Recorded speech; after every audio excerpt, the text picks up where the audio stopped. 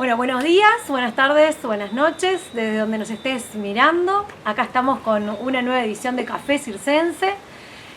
Bueno, esto es un proyecto de circofusión, está apoyado también por la Red de Arte Circense de Uruguay, por nuestra RACU. Y acá estamos con Iván Corral, que es nuestro invitado del día de hoy. Gracias, Iván, por estar con nosotros. Iván es gestor cultural, es productor de 3030, es productor, ha sido productor y cogestor también, productor, cogestor y director de Circo Transat. También es actor, artista circense, director y bueno, integra y es cofundador de la Red de Artes Circenses del Uruguay. Así que bueno, acá está Iván para integrar este 7º ciclo de Café Circense que habla un poco de el circo en Uruguay hoy. Y bueno, acá la bienvenida para que nos puedas contar un poco, a través de tu trayectoria personal tal vez, cómo llegás a ser hoy director y productor, y bueno, un poco también cómo llegamos a armar esta red que bueno, es una curiosidad y una cosa muy importante en nuestro circo uruguayo. Bien, gracias, Serrana. Empieza por la primera parte, cómo llego al circo y después ya veremos. Después veremos. Yo llegué recién a eso de los 20 años, entré en el mundo del circo. Antes lo más cercano que tuve fue que hacía flair como bartender, jugaba con botellas, tenía mis números de barman. Sí, de barman. Y una cosa lleva a la otra. Sí, igual que el Lichi, que también era barman en esa época. Pero bueno, en un momento, en un camping que tuve que fui a Guayú, me crucé brevemente con los juglares, con algunos de ellos, que ni sé ni con quién, porque en el momento se me borraron de la mente, claro. Pero eran ellos. Vi lo que hacían, vi que tenían juguetes que les habían traído de Londres, que llegó una donación que recibieron. Tenían juguetes de malabares y fue mi primer contacto con juguetes propiamente dichos. Y eso me metió bastante manija de en ratos libres darle a eso. Después me crucé me hice mis primeras clavas artesanales, como todo, sí. Con botellas y esto. Me crucé con Diego de Cero, Circo Callejero, que es un loco que hizo semáforo toda la vida, no sé hasta ahora qué hará de su vida, estaba en el Xi'an siempre. Y él había sido compañero mío de liceo, y en una vuelta me lo cruzo y él venía de Argentina y estaba recopado. Ya tiraba 5 clavas de fuego, 5 antorchas en el 2000, estamos hablando de 2001, claro, por ahí, un montón. Y me dijo que allá estaban haciendo semáforo, que fue la primera vez que escuché, y que la estaban haciendo toda, y que él acá se había venido en eso. En ese momento era el único que hacía. Tengo ese recuerdo de gente haciendo semáforo en el Xi'an despegadísimos y de ir a copiarles después. También. Bueno, entonces que fue el primer uruguayo que yo conozco que entró en esa, me pasó ese pique que lo inventaron en Argentina, como todos. Y estuve probando, y la verdad que en ese momento sí era como una sorpresa para todo el mundo y daba plata. Entonces le empecé a meter a eso, una horita cada tanto. Una primera fuente laboral, digamos, sí, ¿no?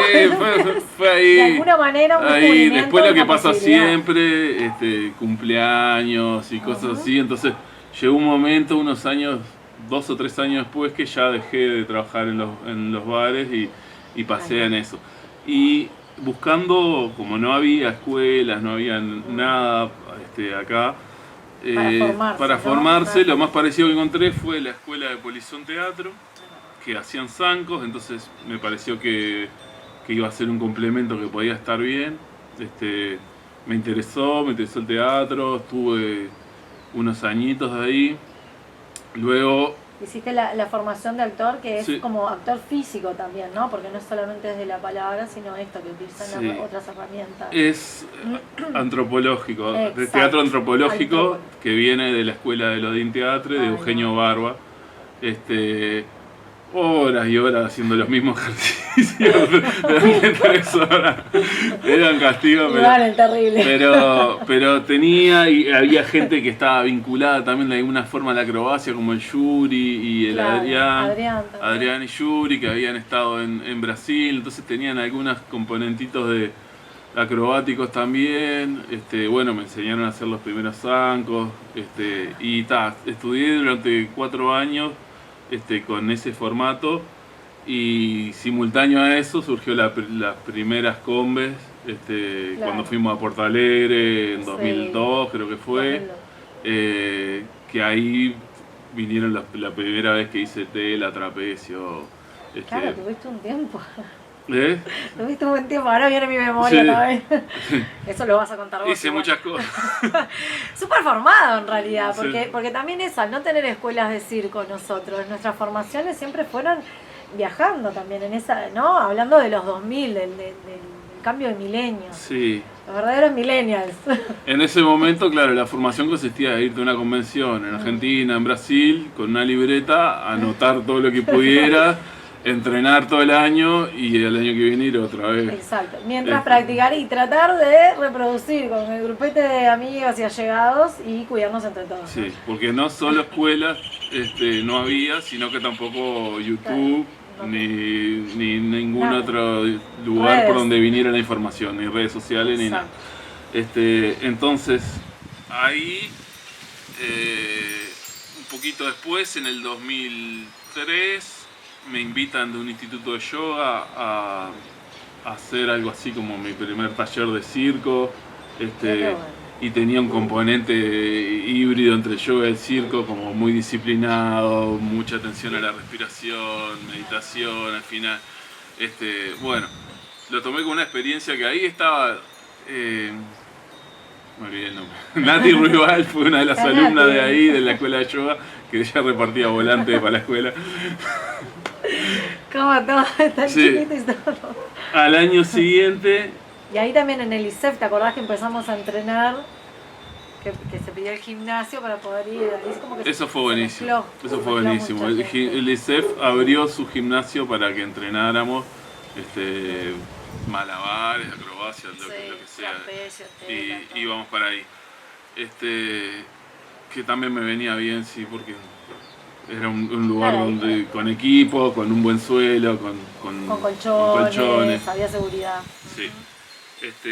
Un año después empecé a dar clase en Polizón Teatro, de circo integral, y armé un grupito del cual un montón siguieron para adelante con el circo, como Juan, Cabico, Darío, Lafer, estaba Artistas referentes Pepe. del día de hoy, Sí, digamos, porque sí. realmente. Y surgieron ahí todos de esa primer tirada, Camada. sí, primer camada de Sí. lo que fue un taller.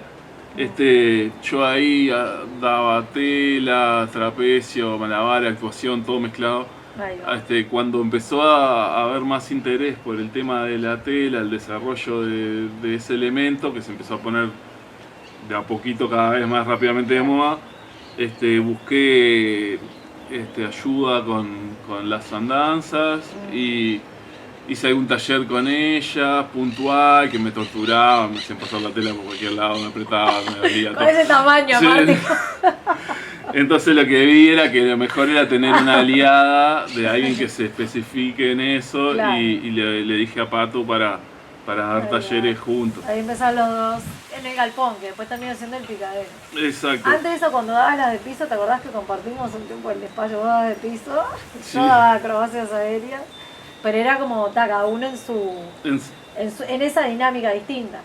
La unificación así con Pato fue como una fortaleza entre los dos que armaron como... Sí, otra. estuvo muy potente porque era muy complementario. O sea, primero Claro.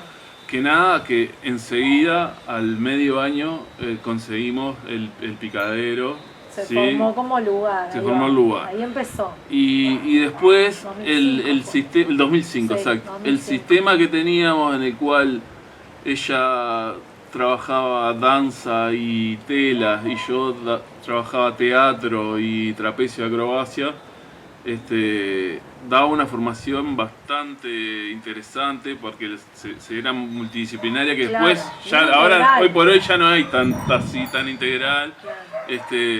Y manejaba también, los malabares también, estaba como, era todo un sí, poco, después los ¿no? malabares desaparecieron del programa. Sí.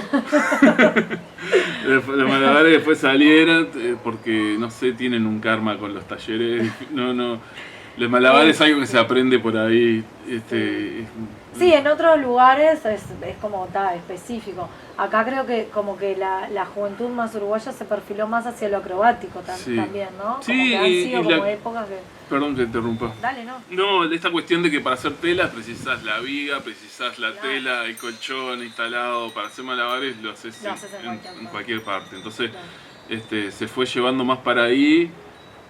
Tuvimos no sé cuántos años, como 12 años quizá en ese formato, 10 años, donde también pasó todo el mundo, o sea, miró las fotos y veo gente Impresionante. de todos lados. Y las primeras varietés, los primeros jam de circos, o sea, el primer espacio realmente unificado donde se empezó a dar circo como ¿no? Arte escénico uruguayo. Sí, fue el primero, ¿no? fue el primero. Y que después, la primera varieté, sí, los primeros jams, Inolvidables. los primeros talleres, cosas que después por suerte quedó como un formato que fue replicado, con unos añitos después surgió El Invisible, un poco más tarde Surgió un espacio, claro, sí, otros espacios, sí. Entropía, bueno, al poner la ahora con Poner. mucho tiempo después, pero fue como un primer puntual y se generó un público también. Claro, una sensibilidad también distinta, ¿no? Sí, la gente que le interesaba ver esto, que era algo nuevo que estaba pasando y hoy por hoy, ahora me doy cuenta, valoro más que no es fácil hacer cualquier espectáculo, cualquier cosa y que vayan 300 personas, 400 personas, cada vez que haces algo la gente llegue. Sí. Entonces, en una población pequeña, porque el Uruguay también, ¿no? Es todo... Sí, y en un lugar, como era un galpón, Claro. todo podrido, una graciada, no una mega sala. Un galpón recuperado, ¿no? Que fue un estacionamiento, un montón de autos, que tenía unas cerchas altísimas Sí. y ¿cómo era el techo con vidrios? No me sale el nombre, pero ¿cómo es que se llama cuando es Sí, todo vidrio? una cúpula, no, tampoco me sale. La ponemos por subtítulo. Eso Un mismo. tragaluz gigante. Sí. Claro, todo eso que se fue remodelando, el temporal no me acuerdo qué año que hubo, que estuvo resalado también, que hizo Sí. impacto sobre eso, y ahí como eso, recuperar el espacio, ¿no? Autogestivamente también, ¿no? Bien, entonces volviendo un poco a lo personal, Mm. podemos decir que hice como esa entrada en el mundo del circo, primero por los malabares, Claro, luego por acrobacia, zanco, luego aéreo, después apareció cama elástica y yo en ese momento, al tener ese lugar, el picadero, estaba todos los días 6 horas ahí y entrenaba todas las disciplinas, hasta que después, con el tiempo, fue decantando a que, por un tema de especializarse en algo, Seguro, los roles, ¿no? Sí, porque las para aprender necesidades. algo, de verdad, para tener dominio sobre algo hay que dedicarle un montón, entonces me fui focalizando más en la acrobacia y quedando con lo teatral también como base siempre. Y como artista me llevó para el lado del clown, que también fue algo que empecé a investigar por ahí en el 2006, 2005, 2006. Y armé mis primeros grupitos de clown, las Fellini Fellini primero y los Viatori después, y los Cocktail Clacks también en un momento. Cocktail Clacks tuvimos una... No, me quedé poco. Ay. Y bueno, y con ellos armaba los primeros espectáculos en los que estaba un poco adentro como actor, un poco afuera mirando cosas. Esos fueron unos añitos como 10 años entre una cosa y otra, pero ya a la mitad del proceso como que me empecé a dar cuenta también que tenía más virtudes fuera de la escena que dentro de la escena. Esa otra mirada, ¿no? También Sí, como, tenía una mirada que desde adentro como actor no la tenía. Claro. Tampoco tenía una cámara que fuera a darme la mirada de afuera. Había un potencial ahí. Sí, y realmente después empecé a ver que desde afuera y apoyando y aportando lo que los demás hacían, encontré una forma que me daba también mucha realización y más posibilidades, muchísimas posibilidades. Lo que pueden hacer los demás es mucho más de lo que puedo hacer yo siempre. Cuando somos más grandes nos va pasando también un poquito más. Bueno, eso fue antes de que estar todo roto. Y digamos que eso me fue llevando a la dirección. Dirigí mis primeros espectáculos, 2009, 2010. Surgió también en esa época la primera, digamos, introducción a la gestión, los primeros proyectos escritos y apoyados por Montevideo Ciudad Teatral, por Fondo Concursable. Y en el 2010 hicimos Sisa con El Picadero, que para mí fue uno de los puntos más altos así de lo que ha sido mi creación. Y bien vanguardista, ¿no? Porque para ese momento también. Sí, tenía muchas cosas que la verdad no el resto de los espectáculos que hice, no todos tuvieron lo mismo, ni el resto de los que se están haciendo, que era, primero, un grupo multitudinario, ¿sí? Que estaba haciendo las cosas porque tenía ganas de hacerlas, no porque pensaba que eso fuera una salida económica. Entonces, si éramos 20 no pasaba nada, bien ahí. Entonces tenía eso, mucha entrega, mucha frescura, mucho talento, mucha gana de hacer, muy poca gente que tuviera otros espectáculos o otros proyectos al mismo tiempo, entonces muy focalizado ahí. Enfocado en eso. Y una banda de música que es un disparate, que era la mitad de la obra y que después, me doy cuenta después que siempre la música es la mitad de la obra. Muchas veces lo dejamos ahí, nos ponemos como algo que queda. No es importante porque no es lo que yo hago, entonces lo que yo hago es lo importante, la música acompaña. O al revés, nos ponemos contemporáneo y queremos música que moleste al espectador. ¿A qué le digo? Hay mucha gente que pone música que molesta al espectador de gusto todo el rato, creyendo que eso, hacemos la cosa loca. Bueno, no soy partidario. Entonces, era una música que estaba hecha por una banda que sonaba como la puta madre. Y tocaba todo el tiempo. Claro, sosteniendo allá. Sí, porque no tenía texto la obra. Era una partitura que componía. Entonces, la importancia del lenguaje gestual unido justamente, ¿no? Al ritmo corporal.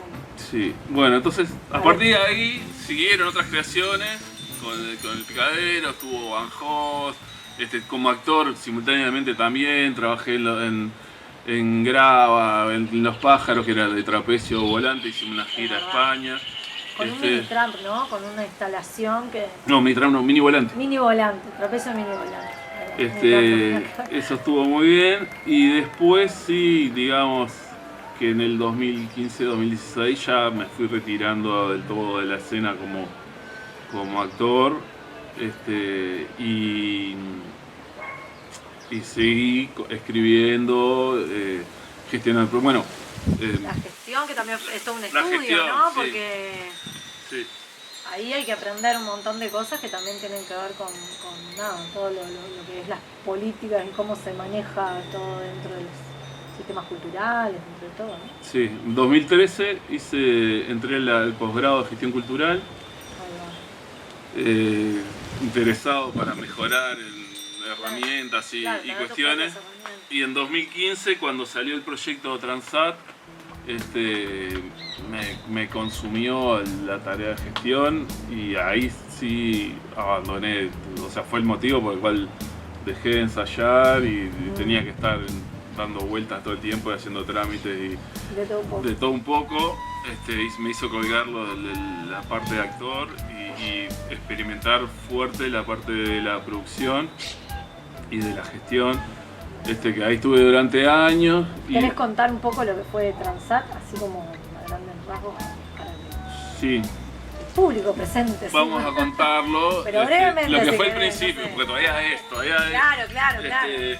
El inicio, ¿no? ¿Cómo gestionar eso que fue como wow? El inicio. Hubo Tenemos un móvil una serie. precioso. ¿no? Eso hay Es que un sacar. móvil precioso. Sí, pero capaz que lo sacamos, ¿no? Bueno, no importa, ya veremos después. No, porque suena. Sí. Bueno, el Transat se hizo entre algunos amigos franceses y algunos uruguayos que se conocieron en los viajes de la Mini Compagnie, que era una compañía francesa que estuvo acá en Uruguay un par de veces, se encontró con gente nuestra, digamos, con Juanca, con Vico, con el Mato, con la Circófera. Se hicieron amigos, se cruzaron en Chile, se cruzaron en Uruguay 2 veces, en una combe, y en una vez que se juntaron en Barcelona, salió la idea de por qué no hacer un proyecto juntos, hacer un espectáculo. Ya estaba el Bazar Forain también, o sea, era la Mini Compagnie, el Bazar Forain, Circófera, de hacer un proyecto juntos y girar por Uruguay y por Francia. Y uno de ellos, que fue Batiste, me parece, dijo que por qué no, mejor que hacer un espectáculo, que tengamos una carpa de circo, conseguir una carpa de circo, comprar una, que la aprendamos a montar, a usar, cómo es el manejo de la infraestructura, y que eso podía ser un bien que beneficia a todo el sector, al desarrollo del sector circo en Uruguay. Tal cual.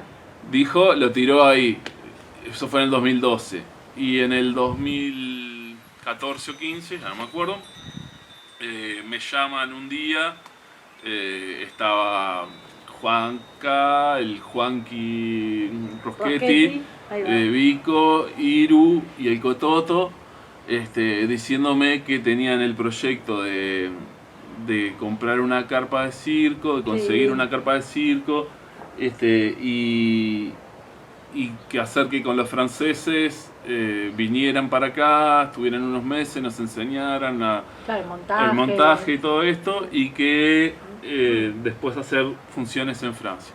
Y que precisaban, para que eso surgiera, $15.000, y por eso me llamaban, porque querían que hiciera la gestión y bla bla, y que fuera parte del equipo.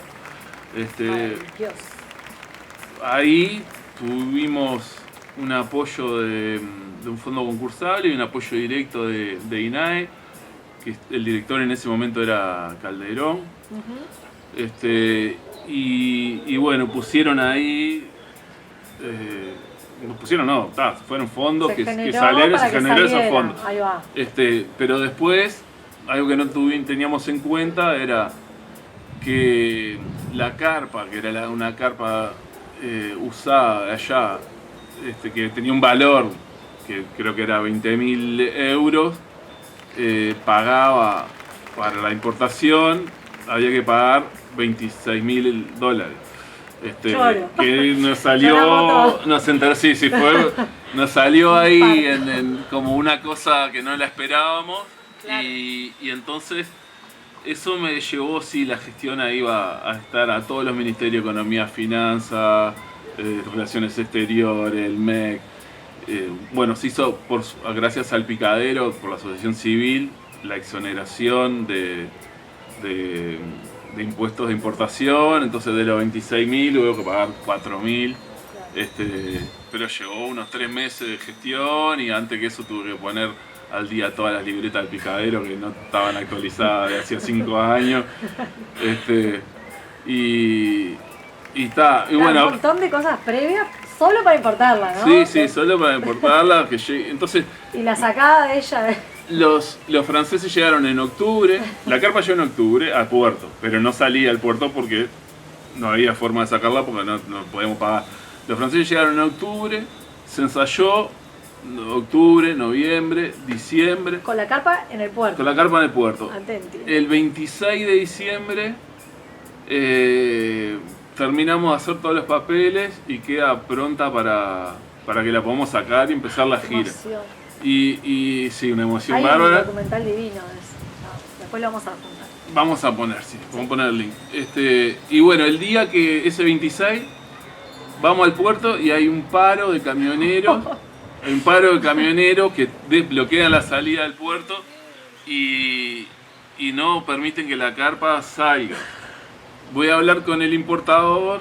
Qué fuerte. Y me dice, me cuenta esto, ¿no? Que está esta situación. Y me dice que claro, que él no puede hacer nada porque él es un importador cheto, digamos, ¿no? Con casa en Punta del Este, con auto que cuando vaya ahí, el gremio de los camioneros no le van a dar mi bola. Me dijo, pero si vas vos, capaz que te escucha.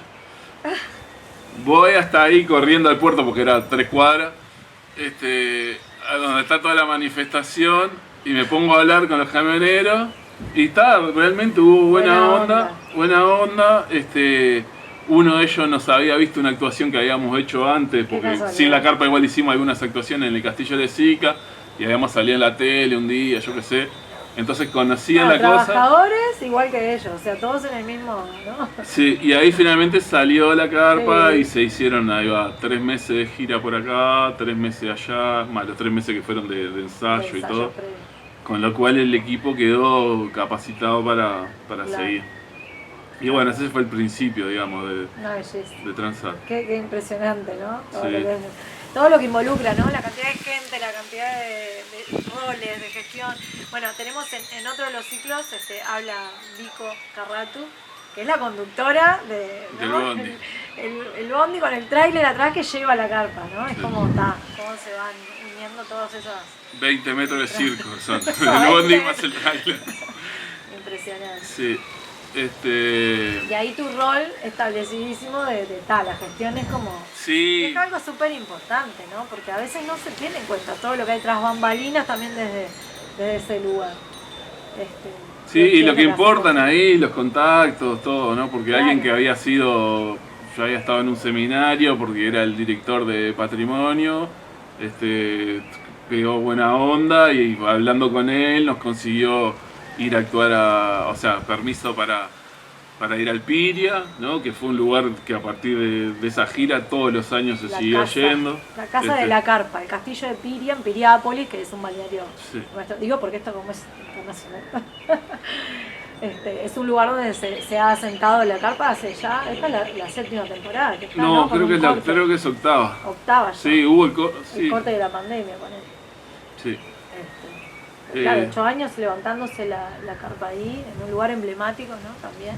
Haciendo funciones todo el verano, ¿no? Te asegura 60 funciones por verano, por lo menos. Que también te dan un rodaje, que es una de las cosas dificilísimas de conseguir cuando uno tiene una obra. Muchas obras un montón de artistas, es una casa de acogida de artistas, residencias, ha sido... Bueno, también la utilizaron en los festejos del Canal 5 también, ¿no? Como que ahí fue como bien la carpa como algo promotor de la cultura en un montón de sentidos. Sí, fueron los 40 años del Complejo Boulevard. Sí, bueno, ha estado en el FIC, ha estado en las Combes, o sea, ha cumplido su propósito un poco de estar ahí. Pero bueno, después también eso para mí ya fue un ciclo que terminó hace un par de años. Y alterno entre lo que es la producción y la dirección, porque cualquiera de las dos cosas me gusta y me cansa y la odio. Todo a la vez, todos esos sentimientos juntos. Sí, entonces alterno. Pero qué necesario, por favor. No, y esto de que es como bien importante, ¿no? Tener interlocutores que sean válidos ante esto, ante el ministerio, ante personas que son necesarias para que salgan adelante las cosas. Me parece que esa referencia, sos un referente en nuestro país ante todo esto también, ¿no? Hasta como loco el móvil. Sí, vamos a sacarlo ya. Paréntesis recto. Ahí está. Fue es muy lindo el llamado de Ángeles. Café Circense. Ahí va. Bueno, y hablando de todo eso, llegamos después como a otro momento. Bueno, en esto de la producción también tenés una productora con otros compañeros que es 3030, que también es bastante referente de los artistas que están aquí. Y nada, ¿qué inquietudes fueron de alguna manera las que fueron, valga la redundancia, llevándote y llevando a esto de que hubiera una conformación de una red de circo, ¿no? De una red de artes circenses, que de alguna manera eres un gran influencer en esto, por no decir que el promotor. Y sí, puede decirlo, puede se decirlo. puede decir, con total humildad. Total, va a quedar grabado para toda la vida, ¿no? Exacto. Bueno, la red para mí tuvo dos momentos donde un momento primero que quise llevar algo así adelante como la red, que hice como una convocatoria en una combe de Canelones 2015-2016, y nos juntamos de La Invisible, de los galpones que habían y artistas, y hablamos de una posibilidad así.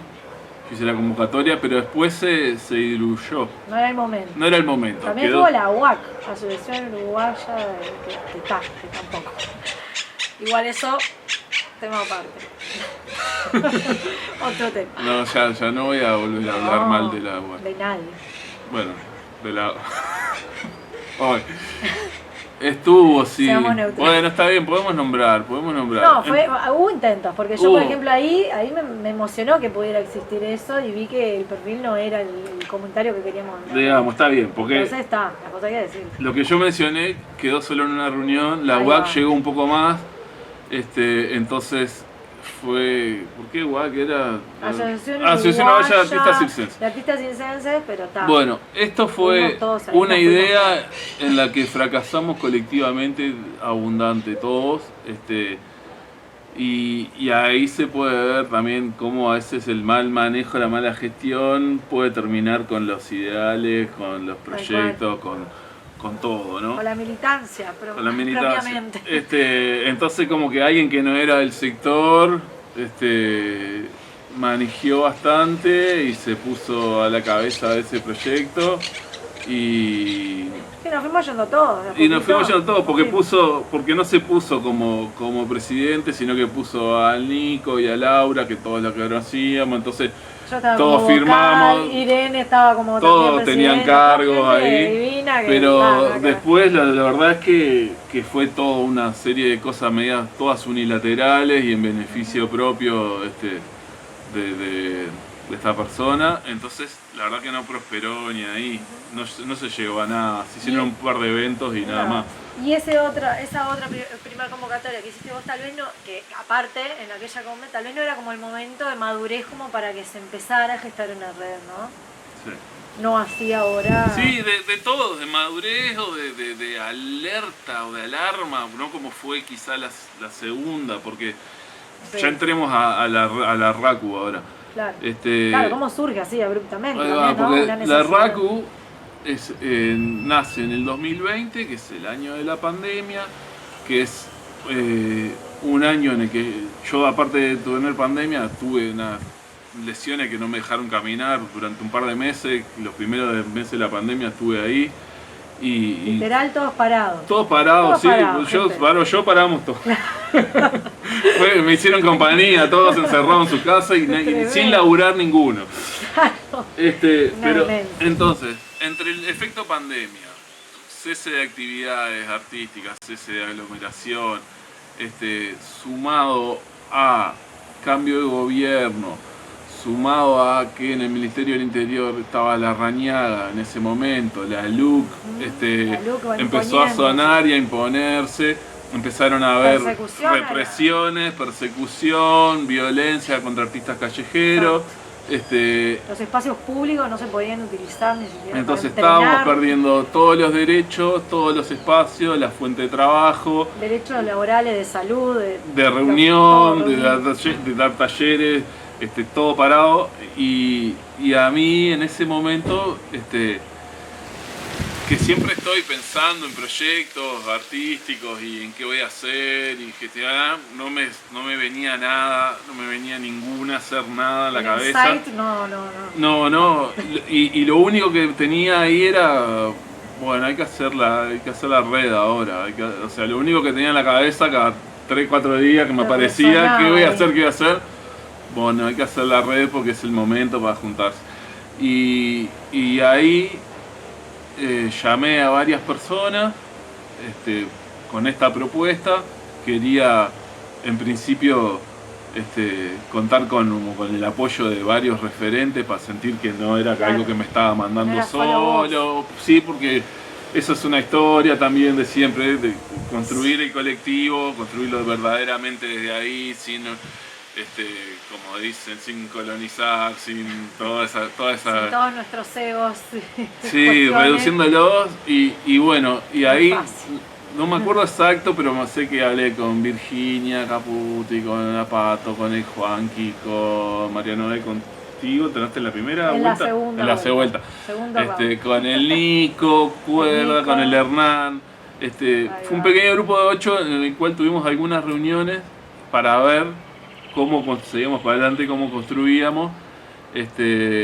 Y después lo abrimos a los meses porque pensamos que siendo 8 íbamos a ser mucho más operativos y mucho más ejecutivos y mucho más no sé qué, que no sucedía tampoco, como pasa en todas las cosas que uno hace gratis.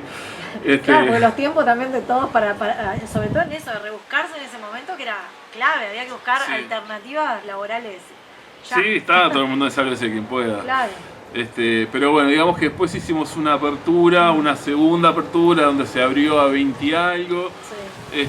Personas que seguimos construyendo la idea y los propósitos y por qué lo hacemos y a qué tenemos que atacar primero, cómo nos presentamos también ante el nuevo gobierno para generar oportunidades, espacio de diálogo, bla. Y después de eso, se abrió ahí se abrió. Se abrió, exacto. Después se hizo todos los que quisieran convocatoria abierta a quienes quisieran participar. Claro, con algunos objetivos ya como medio planteados, ¿no? Lo primero que se hizo fue el relevamiento del sector de circo, que fue como un primer esbozo, un primer relevamiento, digo, que no fue fácil porque también relevar gente de todo el país, el artista circense también a veces a veces cuesta esta cuestión como de llenar formularios y cuestiones, ¿no? Como para poder censarnos de alguna manera. Pero bueno, fue una iniciativa que ahí mostró que había más de 300 personas, 324, creo que era una cosa así. Yo te digo el número exacto. 364. No. 324, 364. No. A ver. 264, que ahora son 271. Porque alguien más llenó el formulario. Estudió. Sí, tengo el formulario re presente.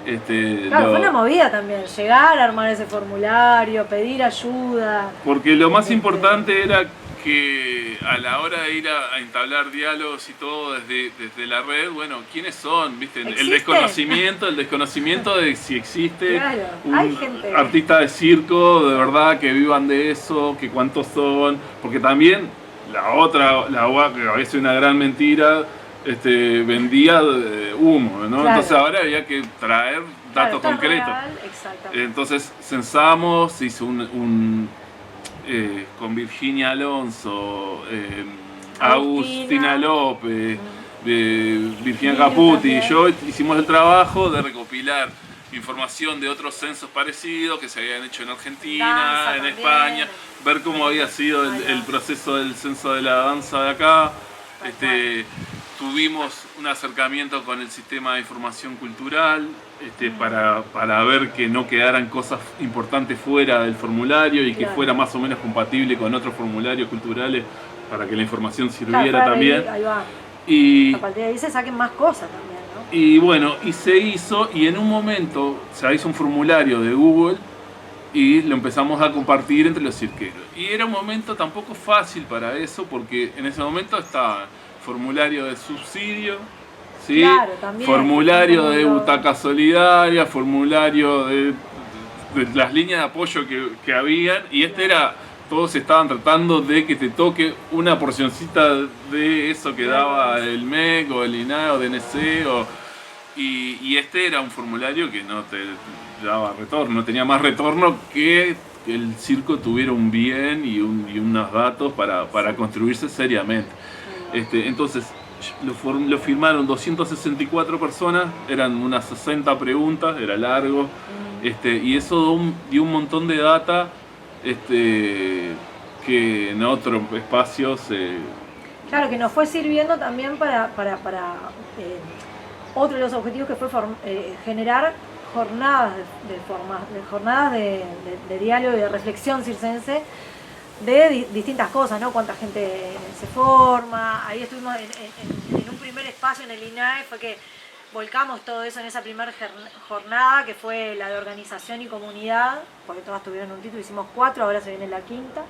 Ahí volcamos, ¿no?, los datos, estos primeros datos del relevamiento, y se pudo ver quiénes estaban amparados por servicios de salud, quiénes se formaban acá, en otros lados, cómo nos formábamos, cómo era la situación actual de todo el arte circense en general acá, ¿no? Tiene como un montón de ítems.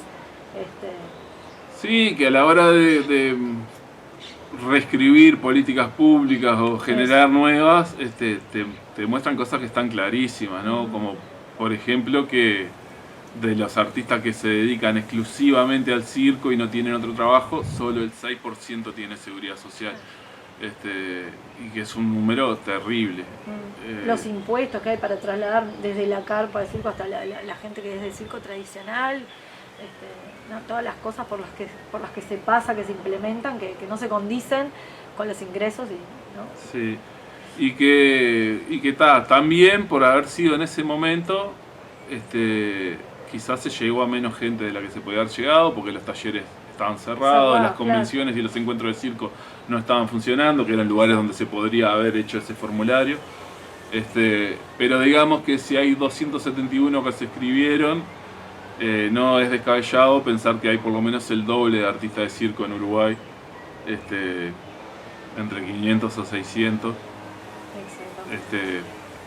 Eso también nos dio una pauta para otra de las cosas que queríamos hacer, que es declarar el circo como de interés ministerial, ¿no? Que esté en la agenda pública, el circo como sector.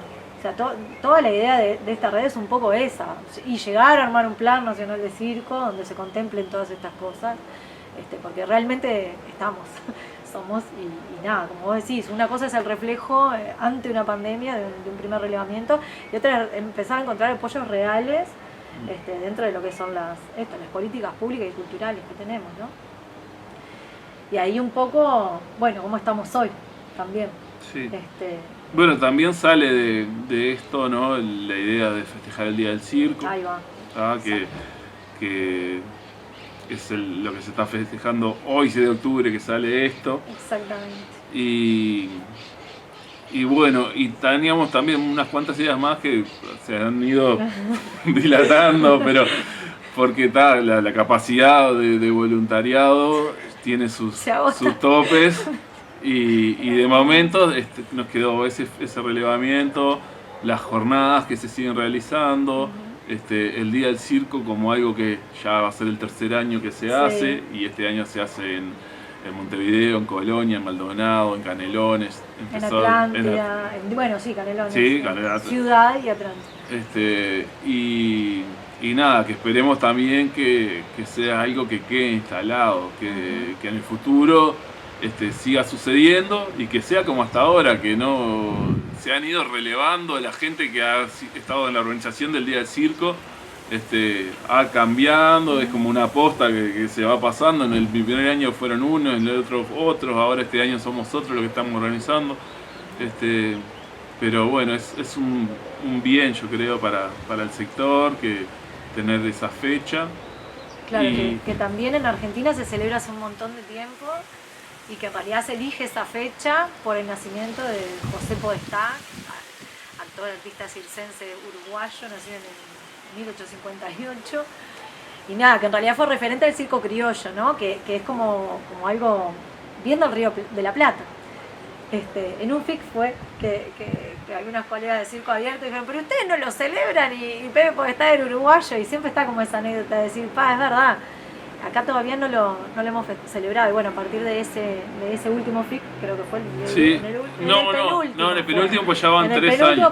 Entonces el FIC son cada 2, así puede ser 4. En el penúltimo FIC fue que dijimos, bueno, vamos a empezar a celebrar esto. A mí me tocó estar en la mesa de diálogo por la RACU, y fue Ricky Ra que nos dijo eso. Nosotros estamos haciendo el Día del Circo Pepino, que es uruguayo, y no lo hacen ustedes. Y yo tomé apunte al toque así. Claro, esto tiene que estar. Esta tenemos que hacerlo, esto tenemos que hacerlo ya. Y dentro de la reunión de fin de año, de ese año de la RACU, que dijimos que vamos a hacer el año que viene, se planteó que el Día del Circo tenía que empezar a festejarse. Y por suerte somos varios que estamos metiéndole y afines a que eso siga sucediendo. Claro, que quede instalado también, ¿no? Y bueno, que haya apoyos y que haya un reconocimiento también desde el Estado, que es lo que también hace que se visibilice y se sensibilice el público y gente con todo este sector que queremos tanto. Sí, las tres cosas, ¿no? Los artistas mismos, que los reconozcamos, el público, que se entere, y el Estado, obviamente, que no se quede atrás en eso. Así que bueno, por ahí vamos viendo cómo estamos hoy. Bueno, ahora también el 12, 13 y 14 en Maldonado, en el Cure de Maldonado, también están las quintas jornadas de reflexión circense, que también está buenísimo porque esta vez se hacen en conjunto con el Instituto Superior de Educación Física, o sea, ya integra también esto de la universidad, ¿no? Es como que poco a poco las voces van sucediendo desde distintos ámbitos y eso está bueno porque vamos viendo que también, ¿no? A nivel de lo que es la formación, hay otros lugares donde se están formando, bueno, la IEMBA también. Y llegar a lo académico, sí, que claro, ocupar ese lugar, que ya son, o sea, así como dice la gestión, el diploma, hay varias más que han hecho la diplomatura, que se metieron al Flaxo, con políticas públicas, varios que están haciendo maestrías, que están generando publicaciones, que están haciendo cosas que antes solo entrenábamos, tirábamos pelotitas para arriba.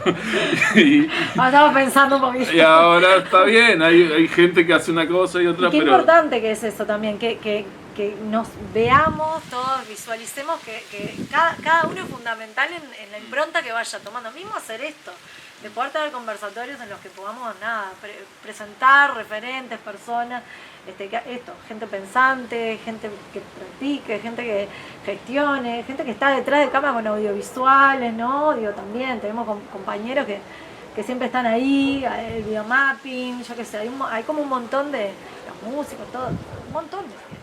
El circo lo hacemos entre un montón de personas de distintos lugares.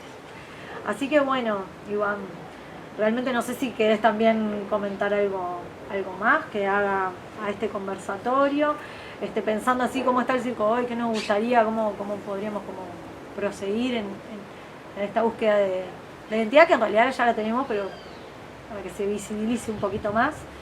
¿Qué le dirías tú a nuestro gobierno? Bueno, primero le diría gracias a todos los que le están metiendo horas, cuerpo al circo y creyendo en eso y desarrollando esta arte y dejándole continuidad a lo que son los procesos de creación en el país, de entrenamiento, de formación. En eso agradecido. Y después, como por el otro lado, como de atención, algo que me ha llamado la atención desde la parte creativa, es cómo habría que estar un poco más atentos a ser originales, de verdad, con las cosas que nosotros sentimos, creemos y nos gustan, y no solo tomar modelos para imitar, ¿no? Que si bien para modalidades de gestión y cosas así están bien y también funciona, si todos copiamos las mismas referencias se termina siendo homogéneo. Entonces veo que hay mucha influencia de pocas compañías que son muy influentes y todos quieren ser como ellos y crean así. Y una cosa es crear un espectáculo siendo francés y teniendo la intermitencia que sostiene a todas las personas que por lo general son seleccionados de entre escuelas de circo con mucha técnica y demás. La voy a dejar colgada. Entonces, no tratar de ser como los demás, sino tratar de ser como nosotros mismos. Rioplatense como somos. Sí, porque después yo veo que se da una cosa que hay muchos que vamos todos como para el mismo lado, y y eso también empieza a generar como un poco elitista de que lo que no está yendo para ahí no está bien visto por la nueva generación.